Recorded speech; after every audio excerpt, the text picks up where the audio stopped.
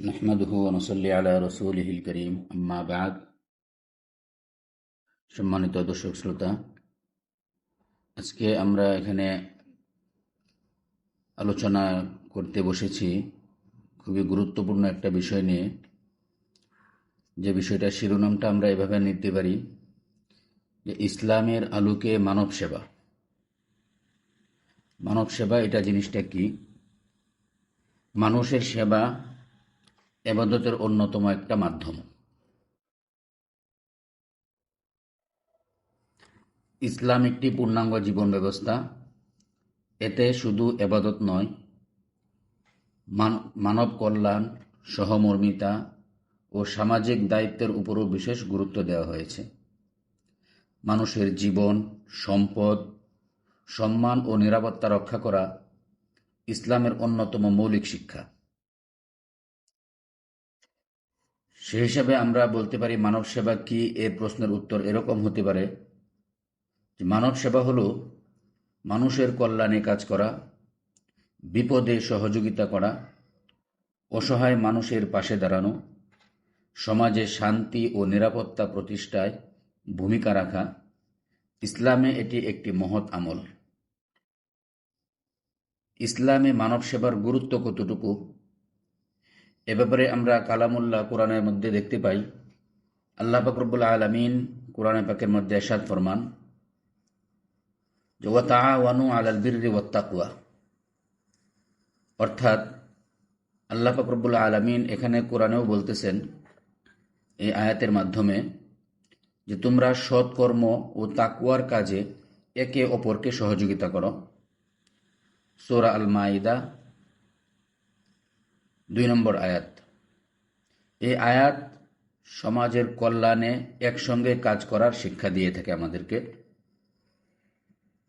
সে হিসাবে মানব জীবনের মর্যাদা পবিত্র কোরআনে পাকের মধ্যে আল্লাহ তাআলা অন্যত্র বলেছেন যে ওমান আহইয়াহা ফাকাআন্নামা আহইয়ান নাসা জামিআ, যে ব্যক্তি একটি প্রাণ রক্ষা করল সে যেন সমগ্র মানব জাতিকে রক্ষা করল।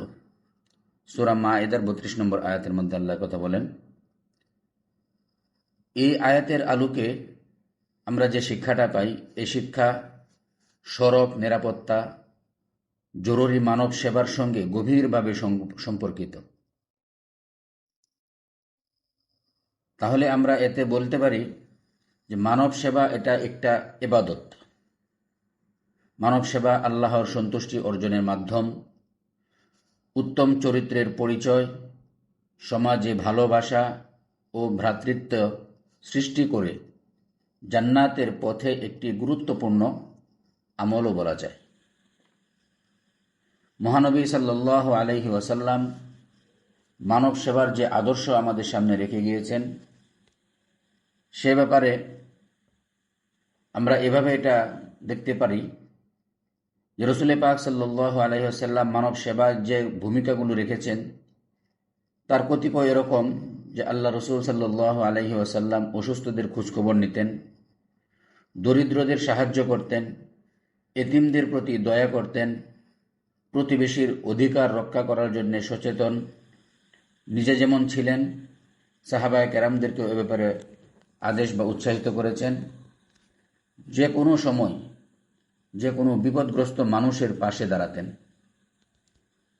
সেই হিসাবে আমরাও এই যে মানব সেবামূলক যে কার্যক্রমগুলো আছে, সে রাসূল পাক সাল্লাল্লাহু আলাইহি ওয়াসাল্লামের মানব সেবার যে আদর্শ গুণাবলীগুলো, এগুলো আমাদের মধ্যেও আমাদেরকে ধারণ করতে হবে।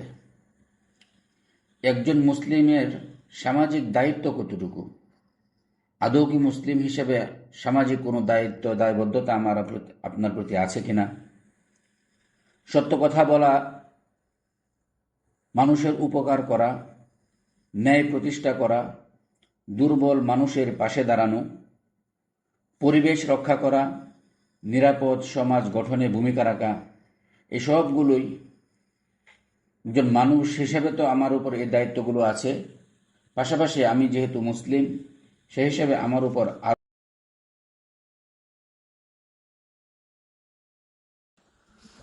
সম্মানিত দর্শক শ্রোতা, সেই আলোচনার ধারাবাহিকতায় আমরা আরও দেখতে পাই যে দুর্ঘটনার সময় ইসলামের যে মৌলিক শিক্ষা আমাদেরকে যে নির্দেশনা প্রদান করে, সেই দৃষ্টিকোণ থেকে কিছু এরকম দিক তুলে ধরা যায়। যেমন কখনো যদি কোনো দুর্ঘটনা ঘটে, তো ওই দুর্ঘটনা ঘটলে আমাদের জন্যে করণীয় কি? আহত ব্যক্তিকে দ্রুত সহায়তা প্রদান করা এবং জনমানবে কোনো ধরনের আতঙ্ক সৃষ্টি না করা, আহত ব্যক্তিদেরকে জরুরি সেবা নিশ্চিত করা এবং সহানুভূতির সঙ্গে আচরণ করা, মানুষের জীবন রক্ষাকে অগ্রাধিকার দেওয়া, এগুলো ইসলামের মানবিক শিক্ষার সঙ্গে খুবই সামঞ্জস্যপূর্ণ। এনআরএসভিজি এর কার্যক্রম ও ইসলামের শিক্ষা। এনআরএসভিজি এর কার্যক্রমগুলো নিম্নরূপ: যেমন সড়ক নিরাপত্তার সচেতনতা, দুর্ঘটনায় সহায়তা, স্বেচ্ছাসেবী কার্যক্রম, জনসচেতনতা বৃদ্ধি, মানবিক সহযোগিতা। এসব কাজ ইসলামের মানব কল্যাণমূলক শিক্ষার সঙ্গে সামঞ্জস্যপূর্ণ। একজন আদর্শ স্বেচ্ছাসেবকের গুণাবলী কি থাকা দরকার? এক্ষেত্রে আমরা নিম্নোক্ত কিছু গুণাবলী ধারণ করতে পারি। যেমন একজন আদর্শ স্বেচ্ছাসেবকের জন্য সর্বপ্রথম যে বিষয়টা দরকার সেটা হচ্ছে সততা। সততার পাশাপাশি তার মধ্যে থাকতে হবে আমানতদারিতা।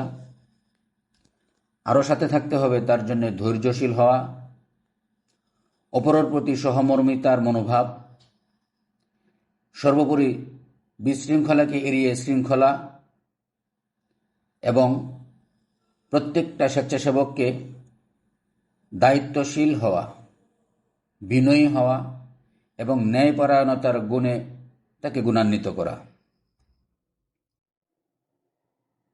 উপরোক্ত আলোচনার আলোকে আমরা যারা স্বেচ্ছাসেবী হিসেবে আছি, আমরা এই অঙ্গীকার করতে পারি যে মানুষের সেবাকে ইবাদত হিসেবে গ্রহণ করব, বিপদে মানুষের পাশে দাঁড়াবো, নিরাপদ সড়ক গঠনে সর্বদা কাজ করে যাব, সততা ও মানবিকতার সঙ্গে দায়িত্ব পালনে সচেষ্ট থাকব, সমাজে শান্তি, সহযোগিতা ও কল্যাণ প্রতিষ্ঠায় সর্বোপরি ভূমিকা রাখব।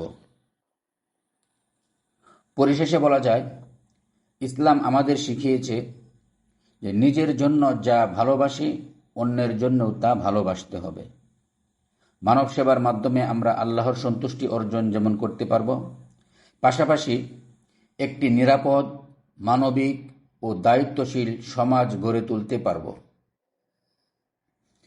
সবাইকে ধন্যবাদ সঙ্গে থাকার জন্য। আসসালামু আলাইকুম।